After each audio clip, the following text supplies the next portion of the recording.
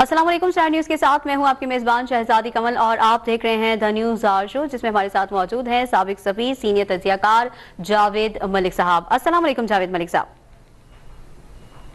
شہزادی کمل جاوید ملک صاحب، پچھلے پروگرام میں ہم نے بات کی کہ پی ڈی ایم جو ہے وہ خاموش ہو گئی ہے، کوئی واویلا نہیں آ رہا، کوئی بات سنائی نہیں دے رہی، کوئی ہلچل محسوس نہیں ہو رہی، اور مجھے لگتا ہے کہ یہ پروگرام پی ڈی ایم والوں نے دیکھ لیا ہے، اور اس کے بعد ہم دیکھ رہے ہیں کہ فیصل آباد میں بڑا ایک دھواں دھار کامیاب جلسہ رہا، جس میں مریم نواز کی تقریر جو ہے وہ زیر بحث رہی ہے۔ کیا کہتے ہیں آپ کہ یہ جلسہ پی ڈی ایم کی روح ایک اور نئی روح پھونک چکا ہے، یا اس میں مزید ابھی کام کی یا محنت کی یا جلسوں کی ضرورت ہے؟ دیکھیے، وہ آپ نے صحیح کہا کہ نئی روح پھونکنے کی کوشش تو ہو رہی ہے، لیکن میں یہ آپ کو بتاتا چلوں کہ کبھی کبھی ہم کیونکہ ہمارے وزیر اعظم اس وقت جو ہیں وہ کرکٹ سٹار بھی رہے ہیں، تو آپ کو ہم کبھی کبھی کرکٹ کی ٹرمینالوجی میں اگر بات کر لیں، ویسے بھی T10 جو ہے وہ شروع ہونے والا ہے۔ بالکل۔ تو یہ ایک ہوتی ہے فل ٹاس، کرکٹ میں ہمیشہ فل ٹاس بال جب خان صاحب کرتے تھے تو ان کو چھکا پڑ جاتا تھا سامنے کی طرف سے۔ تو ابھی جو حکومت کی صورتحال ہے، جس طرح سے وہ حکومت کی کارکردگی چل رہی ہے،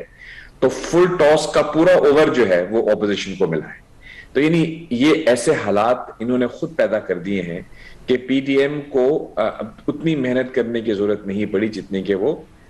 پہلے ان کو کرنی پڑتی، کیونکہ عوام اتنے نالاں اور پریشان ہو چکے ہیں موجودہ حکومت کی کارکردگی سے، خصوصاً مہنگائی سے، بڑھتی ہوئی تیل کی قیمتوں سے، اور دن بدن بڑھتی ہوئی اشیاء خوردنوش کی قیمتوں سے، کہ وہ ایک ایسا ماحول پیدا ہو گیا ہے کہ اس کے اندر اپوزیشن کو میدان میں اتر کے اس کو پوری طرح سے اس کا وہ چھکے پہ چھکے جو ہیں وہ لگا سکتے ہیں اور لگا رہے ہیں۔ یہ وجہ ہے۔ تو اب میں آپ کو بتاؤں کہ اگر جس طرح سے دھوبی گھاٹ کے اندر ہم نے دیکھا کہ وہاں پہ حکومت کی دھلائی کی گئی، یہ تو میں سمجھتا ہوں کہ حکومت کے لیے لمحہ فکری ہے۔ جلسے پہلے بھی ہوئے ہیں، بہت بڑے بڑے جلسے ہوئے ہیں، اور ان جلسوں کے اندر بہت ولولہ انگیز تقاریر بھی ہوئی ہیں، لیکن یہ جو پرٹیکولر جلسہ تھا، میں سمجھتا ہوں کہ یہ ایک ٹرننگ پوائنٹ ثابت ہو سکتا ہے، نہ صرف اس حکومت کی پریشانیوں میں اضافہ کرنے کے لیے، بلکہ اپوزیشن کی جو تحریک ہے اس کے اندر بھی ایک نئی روح پھونکنے کے لیے۔ تو یقیناً میں سمجھتا ہوں کہ یہ لمحہ فکریہ ہے حکومت کے لیے۔ لیکن دوسری چیز جو میں آپ کو دیکھنے والے جتنے بھی ہیں ہمارے، وہ اس کے اوپر غور کریں گے یقیناً۔ اس جلسے کے اندر جو محور رہا تمام میڈیا کا اور تمام جو رپورٹس ہوئی اس کے بعد اس کا، وہ مریم نواز شریف کی تقریر تھی۔ بالکل بالکل۔ تو یہ چیز تو اب ہم سب مانیں گے یقیناً دیکھنے والے۔ اگر آپ دیکھیں ملکی سیاست میں اس وقت، تو مریم نواز شریف نے جس طرح سے، چاہے آپ مریم نواز شریف سے ایگری کریں یا ان سے ڈس ایگری کریں، اگر آپ مریم نواز شریف کے مداح ہیں تب بھی، اور اگر آپ ان کے کرٹک ہیں یعنی ان کے ناقد ہیں تب بھی، ایک چیز آپ کو ماننی پڑے گی کہ ملکی سیاست کے اندر جس تیزی سے مریم نواز شریف نے اپنے قد کاٹ میں اضافہ کیا ہے، وہ تو اب ایک کھلا ہوا میں سمجھتا ہوں سچ کے طور پہ سامنے آ رہا ہے۔ انہوں نے اپنے آپ کو منوا دیا، نہ صرف پی ایم ایل این کے اندر بلکہ ملکی سیاست کے اندر بھی، جو اس وقت آپ دیکھتے ہیں تو ان کا مقام جو ہے وہ دن بدن مقبولیت میں اضافہ ہوتا جا رہا ہے۔ اس کی میری نظر میں بہت ساری وجوہات ہیں، لیکن ایک جو وجہ جو بہت زیادہ مبصرین کے بقول بھی اور ہماری اپنے نظریے کے مطابق بھی، کہ انہوں نے، دیکھیے سیاست میں اگر آپ ایک چیز پہ یقین رکھیں، آپ کو یہ آئیڈیا ہو اپنی آئیڈیالوجی یا آپ یہ سمجھتی ہیں جس طرح وہ سمجھتی ہیں کہ ان کے ساتھ زیادتی ہوئی ہے، ان کے والد صاحب کے ساتھ زیادتی ہوئی ہے، ان کو پابند سلاسل رکھا گیا ہے، ان کے خلاف جو مقدمات کیے گئے ہیں وہ جھوٹے ہیں، الیکشنز کے اندر ان کے ساتھ جو ہے وہ دھاندلی کی گئی ہے، جو فیصلے نواز شریف صاحب کے خلاف کیے گئے ہیں وہ بھی کوئرژن سے کیے گئے ہیں۔ تو یا تو آپ اس موقف پہ یقین رکھ کے اس کا پوری طرح سے اظہار کریں، یا پھر آپ مفاہمت کی پالیسی کو اپنا لیں۔ تو مریم نواز شریف کے بارے میں جو چیز بالکل واضح ہے وہ یہ ہے کہ انہوں نے جس چیز میں یقین رکھتی ہیں اس کو بالکل کھلے انداز میں بیان بھی کر دیتی ہیں، اور اس سے وہ طبقہ جو کہ پی ایم ایل این کے اندر مفاہمت کی بات کر رہا ہوتا ہے یا مزاحمت کی بات کر رہا ہوتا ہے، اس کے لیے آسانی ہو جاتی ہے کہ وہ اپنا جو ڈائریکشن ہے اس کو ڈٹرمن کر لے، کیونکہ یقیناً پی ایم ایل این کے اندر بھی دو آرائے کئی آرائے ہو سکتی ہیں، لیکن دو آرائے، میں یہ نہیں کہہ رہا کہ دو گروپس ہیں جس طرح کہ شین لیگ بن رہی ہے یا جی جی نیم لیگ بن رہی ہے، لیکن ڈیفینیٹلی ایک جمہوری جماعت کے اندر مختلف آراء ہوتی ہیں، اور ایک جو کچھ رہنما ہیں ان کے، وہ یہ سمجھتے ہیں کہ مفاہمت کے ساتھ آگے بڑھنا چاہیے، لیکن مریم نواز شریف جو ہیں ان کی جو سیاست ہے وہ ان کی جو آئیڈیالوجی ہے اس پر مبنی ہے، یعنی وہ جس چیز پہ یقین رکھتی ہیں اس کا بابنگ دوہل اعلان بھی کر دیتی ہیں، بلکہ کہیں کہیں تو بہت زیادہ گرم جوشی سے کر دیتی ہیں، بہت ہی زیادہ ٹف سٹانس لے لیتی ہیں، لیکن میری نظر میں سیاست کے اندر آپ کو ٹف سٹانس لینا یا نہ لینا غیر یعنی اس کی کوئی میننگ نہیں ہے، کیونکہ دیکھیے آپ جس پہ یقین رکھتے ہیں اس کا اظہار کرنا آپ کو چاہیے، تاکہ لوگ آپ کی سیاست کے ساتھ جو آپ کی ایک میں کیا کہوں گا کہ خلوص ہے اس کو سمجھ سکیں، اور جس طرح سے بہادری سے انہوں نے بجز اس کے کہ وہ ایک خاتون ہیں، انہوں نے اپنی سیاست کو جس چیز میں وہ یقین رکھتی ہیں اس کو لے کے آگے بڑھی ہیں، میں سمجھتا ہوں کہ ان کی پذیرائی میں اضافہ ہوا ہے، اور اس کی وجہ سے اس وقت اگر آپ پی ایم ایل این کو دیکھیں تو یقیناً اس کے اندر مریم نواز شریف نے اپنا مقام جو ہے وہ اپنے والد کے بعد اگر کوئی ہے، میں یہ نہیں کہہ رہا کہ شہباز شریف صاحب کی اپنی حیثیت نہیں ہے، وہ ایک بہت ایکسپیرینسڈ پولیٹیشین ہے، لیکن مریم نواز شریف جو ہے وہ مجھے لگتا ہے کہ اب اپنی پی ایم ایل این کے اندر اپنا مقام جو ہے نہ صرف سولیڈیفائی کر چکی ہیں بلکہ وہ مستقبل میں ایک بہت اہم کردار ادا کرتی رہیں گی، اور اس کی وجہ ان کی اپنی سیاست ہے، جس طرح سے انہوں نے اپنی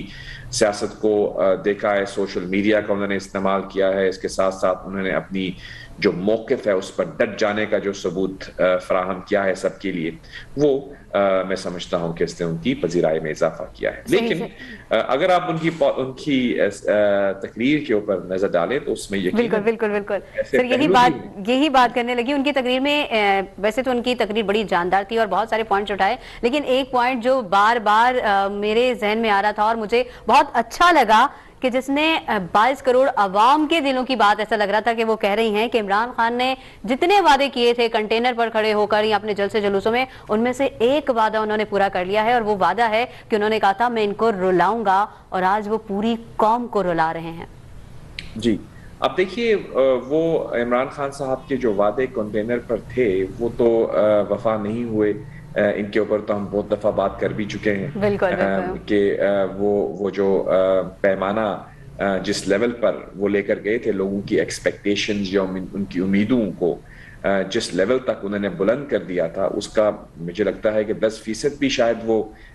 اس پہ پورے نہیں اتر پائے۔ سب لوگ ان کو اس وقت بھی کہا کرتے تھے کہ آپ جو بات کہہ رہے ہیں یہ آپ کے لیے ناقابل عمل ہوگی، جب آپ پالیٹکس میں یعنی اپوزیشن میں تو آپ کہہ سکتے ہیں، لیکن آپ مہربانی فرمائیے اور اتنی زیادہ بلند و باغ دعوے نہ کیجئے، کیونکہ کل اگر آپ کی حکومت آ جاتی ہے تو آپ ان کو پورا نہیں کر پائیں گے۔ لیکن وہ کیونکہ یہ سمجھتے تھے کہ میں نے ورلڈ کپ کرکٹ کا میچ جو ہے وہ جیت لیا ہے، اس کے نتیجے میں ہر کام کر سکتا ہوں، لیکن کرکٹ جو ہے وہ ایک علیحدہ چیز ہوتی ہے، وہ ایک کھیل ہے، اس میں آپ کو کچھ مہارت چاہیے، یہ پورے ملک کو چلانا جس کی مطلب کروڑوں کی آبادی ہے یہاں پہ آپ نے ان کو روزگار فراہم کرنی ہے، سب سے پہلے تو آپ نے گورننس کو اپنی دیکھنا ہے، اور آپ نے جس طرح سے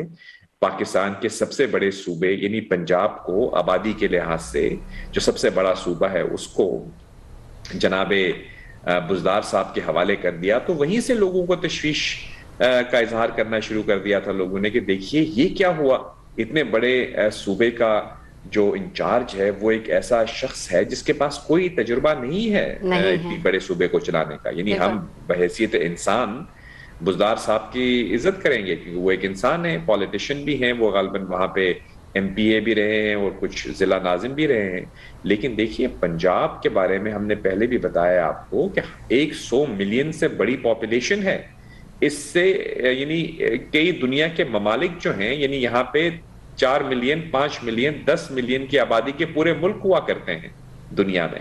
اور یہ تو ایک صوبہ ہے جس کی 100 ملین آبادی ہے, یعنی 10 ممالک آ سکتے ہیں اس کے اندر. میں جانتا ہوں ایسے ممالک کو جہاں کی آبادی 10 ملین سے کم ہے اور اس کا ایک پورا نظام ہے. یہاں پہ آپ کو اتنے بڑے صوبے کو چلانے کے لیے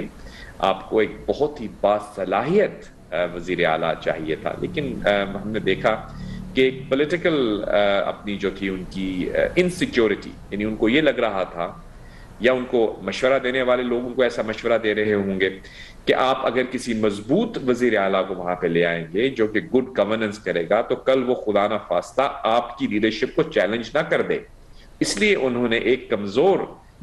شخص کو وہاں لگا دیا اور انہوں نے سوچا کہ میں ریموٹ کنٹرول سے پنجاب کو چلا لوں گا. اس کا نتیجہ آپ کے سامنے ہے. آپ کسی کو بھی پوچھ لے جا کے پنجاب میں اس وقت کے وہاں کی گورننس کا کیا حال ہے, وہ آپ کو بتا دیں گے. لیکن آپ کو یہ بھی پتا ہے کہ خان صاحب کے جو قریب ترین مشورہ دینے والے کابینہ کے بھی اراکین ہیں جو کہ ان کو تو خان صاحب کے سامنے بات کرتے ہوئے تھوڑے ان کے پر جلتے ہیں, لیکن وہ انفارمل ڈسکشنز میں بتا دیتے ہیں کہ دیکھیے ہم نے بھی بڑی کوشش کی کہ خان صاحب کو اس بارے میں باور کروائیں کہ پنجاب کے اوپر توجہ دی جائے, لیکن ہم بات نہیں کر سکتے. اور یہ پھر ان افواہوں کو جنم دیتی ہے بات کہ فیصلے سازی جو ہے خان صاحب وہ کسی کے مشورے کے بغیر کرتے ہیں, بلکہ میں نہیں کہنا چاہتا, کچھ لوگ تو کہتے ہیں کہ کچھ مطلب شاید سپر نیچرل انداز میں فیصلہ سازی ہوتی ہے ان کی. جی. تو اب میں یہ باتیں بھی گردش کر رہی ہیں. نہیں ہے میرے پاس تو کوئی ایسی انفارمیشن نہیں ہے, نہ یہ حق ہوگا کہ میں ایسی بات کروں جس کے بارے میں میرے پاس کوئی ثبوت نہ ہو. لیکن یہ ایک بات جو ہے وہ پھیلتی ہے. خان صاحب کو ان جو افواہیں ہیں یا جو کچھ بھی ہے اس پر توجہ دینی چاہیے, اور اس کا ایک ہی طریقہ تھا. خیر اب تو ہم یقیناً آپ کو یاد ہوگا ہر پروگرام میں مشورہ بھی دیا کرتے تھے, لیکن اب تو مجھے لگ رہا ہے کہ پانی سر سے گزر چکا ہے. بالکل. ان میں جو جس بند گلی میں یہ اپنی ملکی معیشت کو لے گئے ہیں, اب یہاں سے مجھے نہیں لگتا کہ یہ یو ٹرن بھی کر لیں تو باہر نکل پائیں. اچھا سر, مریم نواز نے اپنی سپیچ میں کہا کہ نواز شریف ٹھیک کہتے ہیں کہ عمران خان جس تھالی میں کھاتے ہیں اسی میں چھید کرتے ہیں. تو سر جس طرح ان کے ایک ایک کر کے دوست کہہ لیں, احباب کہہ لیں, یا جن کو کچھ لوگ ATM بھی کہہ رہے ہیں, جس طرح وہ ایک ایک کر کے سائڈ پر ہوئے ہیں, کیا لگتا ہے آپ کو کہ تھالی میں چھید ہوا ہے؟ میں تو اس پہ کچھ نہیں کہنا چاہوں گا کیونکہ دیکھیے اخلاقیات جو ہیں وہ اپنی جگہ پہ ہیں, لیکن دیکھیے بیسیکلی احسان فراموشی کی طرف غالباً وہ اشارہ کر رہی تھی. وہ یہ کہہ رہی تھی کہ جن لوگوں نے ان کو سپورٹ کیا ہے یا جن لوگوں کے یعنی ان کی جو یہ کرسی ہے وزارت عظمیٰ کی جس کی مرہون منت ہے, وہ ان کے ساتھ جب ان پہ وقت آیا ہے تو وہ ان کو احسان فراموشی کی طرف اشارہ کر رہی ہیں. دیکھیے اس وقت آپ کی ملکی سیاست کے اندر جو ہم نے پہلے بھی کہا جو ٹاپک زیر بحث آ گیا ہے 70 سالوں میں جو کبھی نہیں ہوا, کہ آپ کے ملک کے حساس ترین ادارے کے جو رہنما ہیں, یعنی جو کہ آپ کی نیشنل سیکیورٹی کے کسٹوڈین ہیں, ان کی اپوائنٹمنٹ کو آپ نے کنٹروورشل بنا دیا ہے. یہ ایک میں سمجھتا ہوں کہ خان صاحب یا ان کے مشیران جو پولیٹیکل سائٹ پہ ہیں ان کی یہ ایک مس کیلکولیشن تھی. ان کو نہیں چاہیے تھا کہ وہ اس موضوع کے اوپر اس اپوائنٹمنٹ کو کنٹروورشل بنا دیتے, اور پھر اس قسم کی باتیں کی جاتی ہیں کہ دیکھیے ISPR جو ہے وہ ہمارے انٹر سروسز پبلک ریلیشنز ہے, یعنی آرمی, ایئر فورس اور نیوی تینوں کو ریپرزینٹ کر رہا ہے, اور وہ جب ایک بیان دیتا ہے تو یہ پاکستان کی ریاست کا بیان ہوا کرتا ہے. اس کے بیان کے باوجود جو تعیناتیاں اور جو ٹرانسفرز کا ذکر وہاں کیا گیا ان میں جو تعطل اور ڈیلے آ رہا ہے یا ڈیلے آیا, یہ میں نہیں سمجھتا کہ کہیں پہ بھی اس کی کوئی گنجائش تھی. ہم یہ نہیں کہتے کہ وزیر اعظم کے پاس ثواب دیدی اختیارات نہیں ہوتے, یقیناً ان کے پاس ہوتے ہیں, لیکن میں نے آپ کو پچھلے پروگرام میں بھی بتایا تھا کہ یہ پیشہ ورانہ نوعیت کی اپوائنٹمنٹس ہیں. یہ اس کا جو ہے وہ آرمی چیف ہوں یا ان کے جو بھی ریلیونٹ ان کی جو برانچز ہیں جو کہ اپوائنٹمنٹس کرتی ہیں, یہ ان کا پروگیٹو ہے کہ وہ ایک ریکمنڈیشن دیں, بیکاز پرائم منسٹر کو تو نہیں پتا ہوتا کہ کون سا جنرل جو ہے اس نے کب سٹاف کالج کیا تھا, کب اس نے بریگیڈ کمانڈ کی تھی, کب اس نے کور کمانڈ کی تھی یا نہیں کی تھی, یا اس کو کرنی ہے اس کے کیریئر پاتھ کے لیے. یہ ایک پیچیدہ پیشہ ورانہ عسکری جو ان کا ایک طریقہ کار ہے اس پر کیا جاتا ہے. اور جہاں تک میری انڈرسٹینڈنگ ہے کبھی بھی ایسا نہیں ہوا کہ وزیر اعظم جو ہیں انہوں نے آرمی چیف کے مشورے کو نہ مانا ہو. یعنی مشورہ تو یہی ہوتا ہے ہر معاملے میں دیا جاتا ہے, اور جو نام آتے ہیں ان پر ڈسکشن ہوتی ہے, اور جب ڈسکشن ہونے کے بعد ایک چیز طے ہو جائے تو اس کو نہیں آپ زیر بحث لے کے آتے. لیکن میں اس کا الزام جو ہے وہ کسی پہ ڈالنے کے بجائے اتنا کہوں گا کہ ایسا نہیں ہونا چاہیے کہ آپ کے نیشنل سیکیورٹی کے معاملات نہ صرف ہمارے میڈیا میں بلکہ انٹرنیشنل میڈیا میں زیر بحث آ جائیں. یعنی why are you doing this? آپ اپنے نئے جو آپ کے اس ادارے کے سربراہ بننے والے ہیں ان کو آنے سے پہلے ہی آپ جو ہے وہ اسپاٹ لائٹ میں لے کر آ گئے ہیں. صحیح. سر آج غربت کے خاتمے کا عالمی دن منایا جا رہا ہے اور پاکستان میں 47% لوگ جو ہیں وہ خط غربت سے نیچے زندگی گزار رہے ہیں. کیا سمجھتے ہیں آپ کہ جیسا مریم نواز نے اپنے جلسے میں کہا کہ حکومت جو ہے وہ گرتی ہوئی نظر آ رہی ہے, اور آپ کیا سمجھتے ہیں کہ آج کے دن کی مناسبت کے حوالے سے آپ کو حکومت گرتی ہوئی نظر آ رہی ہے؟ دیکھیے, جیسے کہ میں نے پہلے بھی کہا ہے کہ مریم نواز جو ہیں ان کی جو سیاست کا یعنی مریم نواز کی جو گفتگو ہے یا ان کی جو تقریر ہے وہ اس وقت ہمارے میڈیا, چاہے وہ نیشنل میڈیا ہو, پرنٹ میڈیا ہو, سوشل میڈیا ہو, اس پہ زیر بحث ہے. بالکل ہے. یقیناً اس کے اوپر لوگ جو ہیں وہ مختلف آراء رکھتے ہیں, کچھ مریم نواز سے ایگری کرتے ہیں, کچھ نہیں کرتے, لیکن irrespective of that یعنی وہ اس وقت موضوع بحث ہیں. جیسے آپ کو میں نے پہلے کہا کہ اپنے طرز سیاست سے, اپنی تمام جو ان کی ایک اسٹریٹجی رہی ہے پولیٹیکلی, کچھ کہنے والے یہ بھی کہتے ہیں کہ ان کو بالکل دیوار سے لگا دیا گیا, تو ان کے پاس کوئی آپشن بھی نہیں تھی کہ جس کے علاوہ وہ ریزسٹ کرتی, اگر وہ نہ کرتی تو ان کو کچل دیا جاتا. تو یقیناً انہوں نے جو اسٹریٹجی اپنائی ہے اس نے نہ صرف ان کے لیے یعنی پاپولیرٹی ارن کی ہے, بلکہ کسی حد تک ان کے خلاف بھی ایک بہت بڑی تعداد ایسی بھی ہے جو ان کے خلاف ہے. لیکن دونوں صورتوں میں ان کے سیاسی کٹ کاٹ میں اضافہ ہوا ہے, اور اب ان کی باتیں جو ہیں وہ آپ دیکھتی ہیں کہ وہ اگر ٹویٹ بھی کر دیں تو وہ ہیڈ لائنز بن جاتی ہیں. تو اب یہ صورتحال کیسے بنی, اس کی دو وجوہات ہیں. ایک تو آف کورس ان کی اپنی سیاست ہے, جس طرح سے انہوں نے محنت کی ہے اور اپنے جماعت کے اندر بھی اور اپنی ملکی سیاست میں بھی نام بنایا ہے. لیکن حکومت جو اس وقت انپاپولر ڈیسیژنز کر رہی ہے, حساس اداروں کو کنٹروورشل بنا رہی ہے, مہنگائی کے سامنے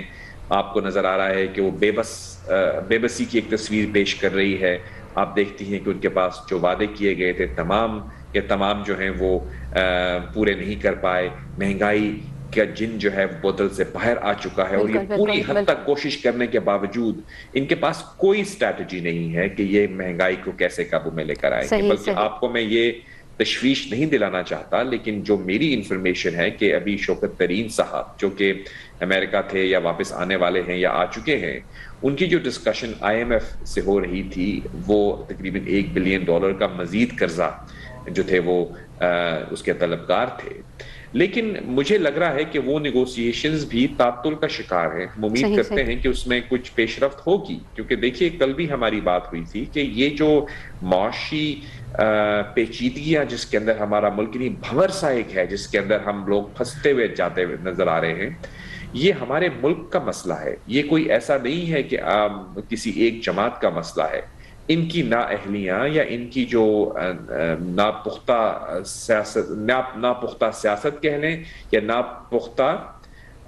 فیصلہ سازی کا جو جس طرح سے انہوں نے ڈیلے کی ہیں کچھ چیزیں جو ہیں وہ ان پر آئی ہیں. یقیناً سر کچھ چیزیں ابھی کھل کر سامنے آ جائیں گی, کیونکہ وزیر خزانہ شوکت ترین کی اپنی جو مدت ملازمت ہے وہ ختم ہو رہی ہے, 6 ماہ پورے ہونے کو ہے. اس کے بعد وہ کیا کیا انکشافات کریں گے وہ بھی ہم, لیکن سر 6 مہینے سے زیادہ تو نہیں دے سکتے نا جب تک وہ منتخب نہ ہو. لیکن خیر یہ حکومت ہے اور PTI کی حکومت ہے, کچھ بھی ہو سکتا ہے. مزید ڈسکس بھی کریں گے مگر اس مختصر سے بریک کے بعد. دیکھتے رہیے دی نیوز آور شو.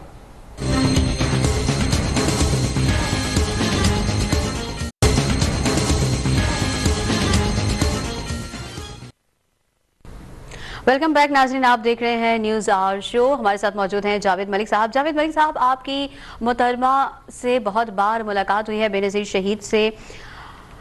ہم دیکھ رہے ہیں کہ 18 اکتوبر 2007 کا جو سانحہ کارساز تھا جس میں بہت سی جانیں قربان ہوئی ہیں, آپ کیا سمجھتے ہیں کہ محترمہ کا جو مشن تھا دور حاضر میں پیپلز پارٹی اس مشن کو جاری کیے ہوئے ہے؟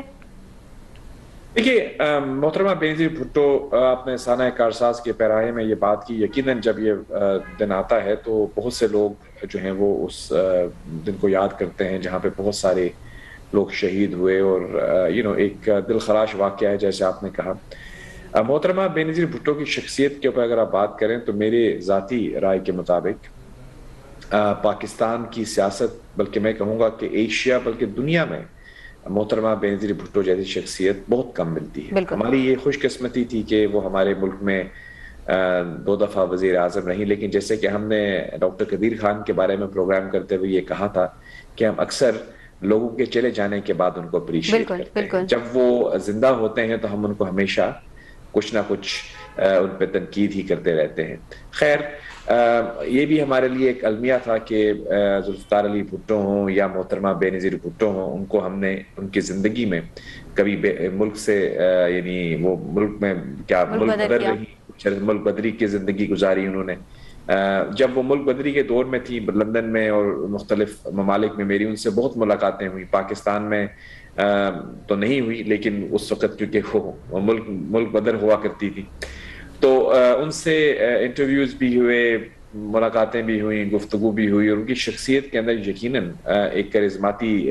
کشش تو تھی ہی، لیکن ان کی جو گفتگو تھی، جو اس کے اندر جو سیاسی پختگی ہمیں نظر آتی تھی، وہ بہت کم سیاستدانوں میں آپ دیکھتے ہیں. ویسے تو بہت اچھے لوگ خطابت میں بھی بہت ماہر ہیں، جو شعلہ بیاں مقرر بھی ہیں، لیکن گفتگو کے اندر ایک پختگی، ایک دانشمندگی اور اس کے ساتھ ساتھ دنیا کی جو سیاست ہے اس کے اوپر ایک عبور، یہ ایسے عناصر ہیں جو کہ کسی کو ایک لیڈر بناتے ہیں. بالکل. کوس آپ ایک اچھے آریٹر ہو سکتے ہیں، آپ کی جو ہے وہ اچھے الفاظ آپ بول سکتے ہیں، شعلہ بیاں ہو سکتے ہیں، لیکن آپ کی اگر بین الاقوامی سیاست پر نظر نہ ہو، آپ ملکی مسائل کی طرف آپ کو ادراک نہ ہو، تو صرف ایک مقرر ہونا ہی کافی نہیں ہوتا. اور کبھی کبھی ہم یہ بھی دیکھتے ہیں کہ ہمارے سیاستدان جو ہوتے ہیں وہ ملکی سیاست پہ تو ان کو بہت عبور ہوتا ہے، لیکن بین الاقوامی جو پالیٹکس ہے یا جو حالات حاضرہ ہیں دنیا میں، انٹرنیشنل افیئرز ہیں، بین الاقوامی صورتحال ہے، مغرب کی، چائنا کی، مشرق وسطیٰ کی، اس سے وہ اتنے باخبر نہیں ہوتے. وہ ان کی گفتگو سے آپ کو نظر آ جاتا ہے. لیکن محترمہ بینظیر بھٹو سے جب آپ گفتگو کرتے تھے تو ان کی گفتگو سے آپ کو یہ نظر آتا تھا، کیونکہ وہ ملک سے باہر تھی لیکن ان کو ملک کے حالات کے بارے میں بالکل باخبر پاتے تھے آپ. اور اس کے ساتھ ساتھ اگر آپ ان سے کسی بھی موضوع پہ بات کر لیں تو آپ کو نظر آتا تھا کہ ان کی اسٹڈی ہے، اس کے اوپر ان کی ریسرچ ہے، انہوں نے اپنی ان کی جو شخصیت ہے اس کے اندر وہ تمام جو خوبیاں تھیں وہ موجود تھیں جو کہ ایک لیڈر میں ہوتی ہیں. تو اب ان کی عدم موجودگی میں جب ان کی شہادت ہوئی تو بلاول بھٹو زرداری تو ایک کم سے نوجوان تھے جی. اور مجھے یاد ہے جب میری بلاول سے ملاقات ہوئی ان کی والدہ کی شہادت کے بعد، تو وہ اس وقت اسٹوڈنٹ تھے، اور بلکہ ہم نے آف کورس تعزیت تو ان کے ساتھ کی، لیکن کچھ وقت بھی گزرا ان کے ساتھ، تو وہ بہت کم کو تھے اس وقت. اب تو وہ یقیناً ایک شعلہ بیاں مقرر بھی ہیں، اور ان کے اوپر اپنی والدہ کی جھلکیاں بھی ان کے اندر نظر آتی ہیں، اور ان کے جو پیپلز پارٹی کے چاہنے والے ہیں وہ ان کو جیالے جن کو کہتے ہیں، وہ بلاول کے اندر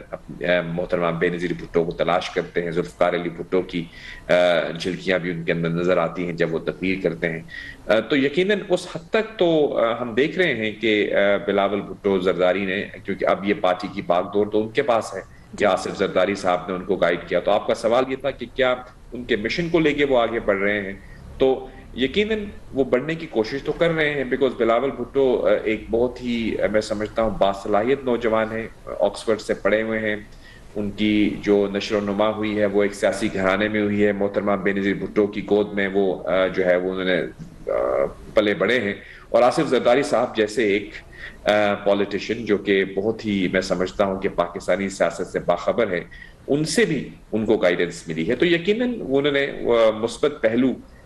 زرداری صاحب سے بھی لیے ہیں، اور اپنی والدہ سے بھی جب تک وہ زندہ تھیں وہ لیتے رہے. اور اپنے آف کورس آج کے زمانے میں تو وہ اپنے نانا کی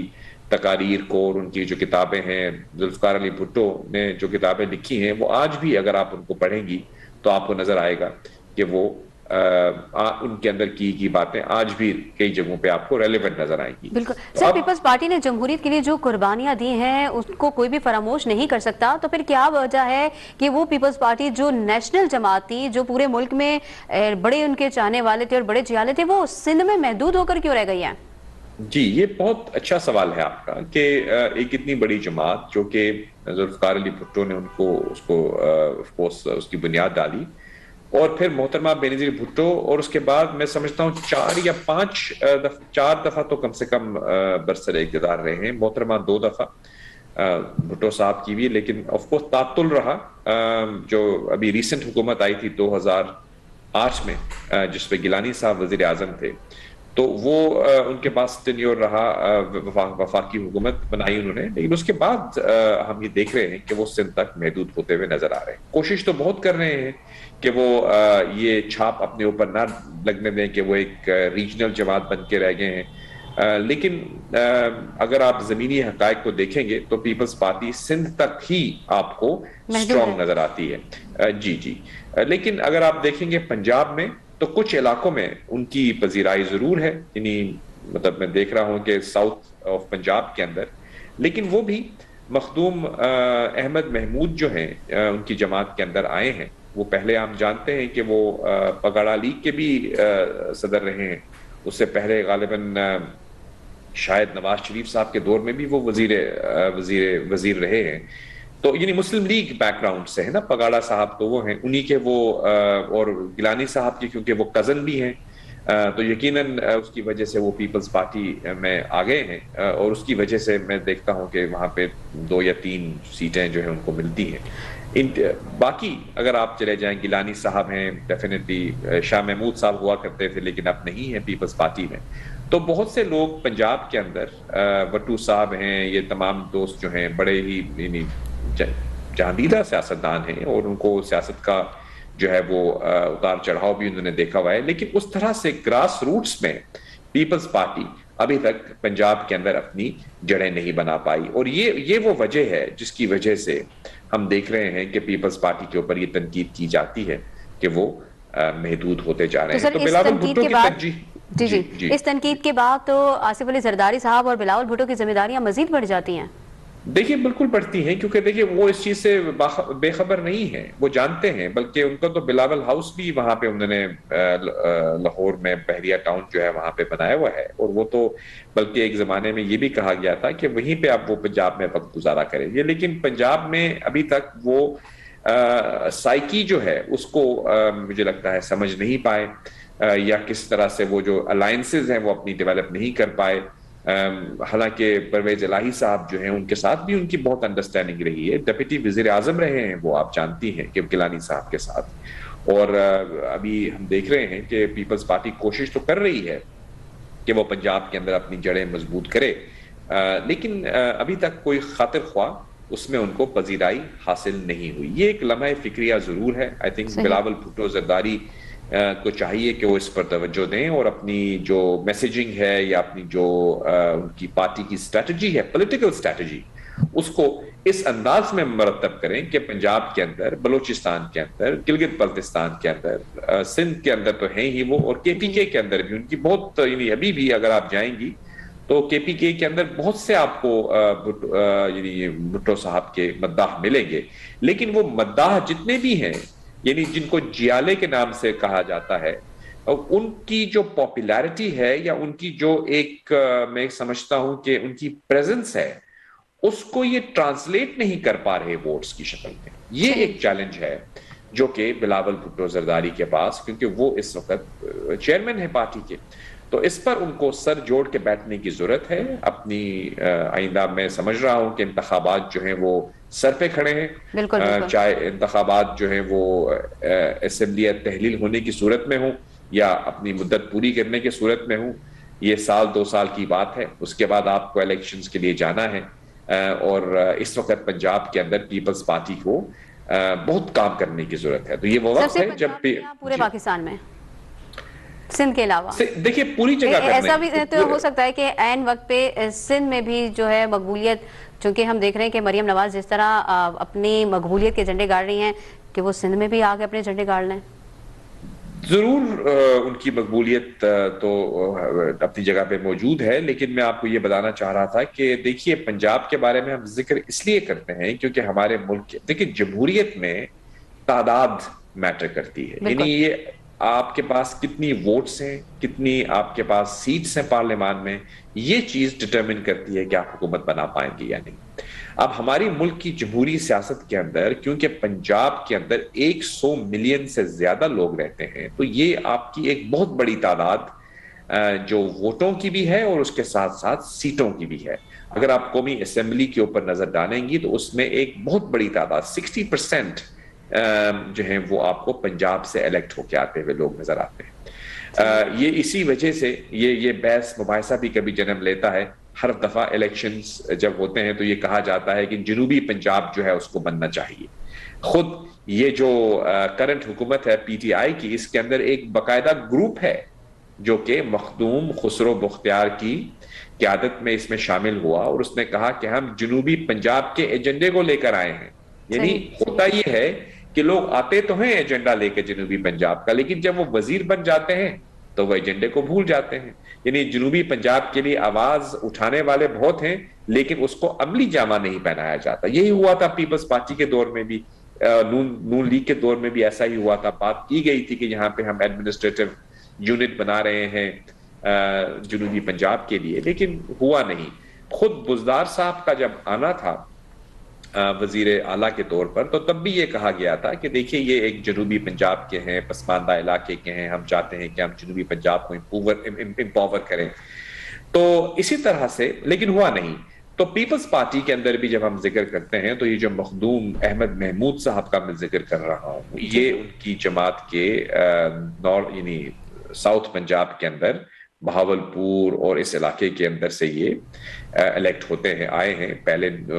مسلم لیگ کے ٹکٹ پہ ہوتے تھے. خیر وہ ان کی اپنا ان کا حلقہ ہے. ان کو کچھ شخصیات ہمارے ملک میں ایسی ہیں جن کو یہ فرق نہیں پڑتا کہ وہ کس جماعت میں ہوں. یعنی وہ ان کا حلقہ ہے، ان کی وہاں پہ انہوں نے محنت کی ہے، انہوں نے وہاں پہ کام کیے ہیں، لوگ ان کو پسند کرتے ہیں. وہ انڈیپینڈنٹ کھڑے ہو جائیں تب بھی جیت جائیں گے، ایک پارٹی کے ساتھ کھڑے ہوں تب بھی جیت جائیں گے، دوسری پارٹی کے ساتھ بھی جیت جائیں گے. تو ان کو یہ کہنا کہ ان کی پریزنس جو ہے وہ آپ کے لیے پیپلز پارٹی کی پریزنس ہے تو یہ نہیں ہوگا. پیپلز پارٹی کو اپنی محنت کرنی پڑے گی. یہاں پہ راجہ پرویز اشرف صاحب ہیں، آپ جانتی ہیں وزیر اعظم رہے ہیں ہمارے ملک کے، گجر خان سے تعلق ہے. اس کے ساتھ ساتھ اگر آپ یہ قائرہ صاحب ہیں یہاں پہ، چودھری منظور صاحب ہیں، اور بھی بہت یعنی جہانگیر بدر اللہ جنت میں جگہ عطا فرمائے وہ تھے، اور بھی یہاں پنجاب میں ان کی بہت لوگ موجود ہیں. بس ان کو متحرک کرنے کی ضرورت ہے، اور وہ اگر متحرک ہو جائیں گے تو یقیناً پیپلز پارٹی کی سپورٹ میں اضافہ کیا جا سکتا ہے. لیکن لگتا کچھ یوں ہے کہ بلاول بھٹو ہوں یا زرداری صاحب ہوں، پنجاب کی سیاست کے اندر وہ کسی حد تک ایون زرداری صاحب کی جو سیاست ہے جس کو سب لوگ مانتے ہیں کہ زرداری صاحب کی بڑی گہری نظر ہے، وہ پنجاب کو ڈی کوڈ نہیں کر پائے. یعنی وہاں پہ ابھی تک اپنی پارٹی کی مقبولیت میں اضافہ کرنا ان کے لیے ممکن نہیں ہوا، لیکن کوشش کر رہے ہیں اور امید پہ دنیا قائم ہے. ٹھیک. بہت شکریہ سر، بہت شکریہ، آپ نے اپنے قیمتی وقت میں سے ہمیں وقت دیا. یہاں پر پروگرام کا وقت ختم ہوتا ہے، دوبارہ حاضر ہوں گے ایک نئے موضوع کے ساتھ. اب تک اجازت دیجیے اپنی میزبان شہزادی کمل کو. اللہ حافظ.